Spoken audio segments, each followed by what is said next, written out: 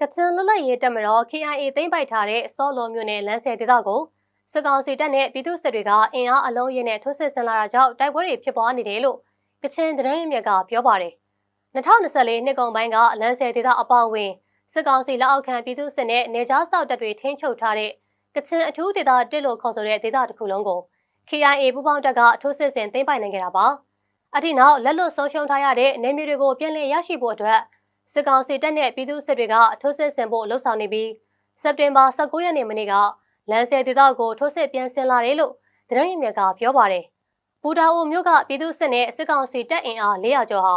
လမ်းဆယ်ဘက်ကိုဆင်းလာတယ်လို့သိရတာပါ။လမ်းဆယ်မရောက်ခင်တထုံကျမှာတိုက်ပွဲဖြစ်နေပြီးလမ်းဆယ်ရောက်ဖို့အဝေးကြီးလိုသေးတယ်လို့ကချင်သတင်းရင်းမြစ်ကပြောပါတယ်။ဒီနေ့မနက်အစောပိုင်းမှာလည်းတိုက်ပွဲဆက်ဖြစ်နေတယ်လို့အဲ့ဒီသတင်းရင်းမြစ်ကဆိုတာပါ။လမ်းဆယ်ဒေသဟာရွှေထွက်အားကောင်းတဲ့ဒေသဖြစ်ပြီးမြေရှားသတ္ထုထွက်ရှိတယ်လို့လည်းသိရပါတယ်ရှင်။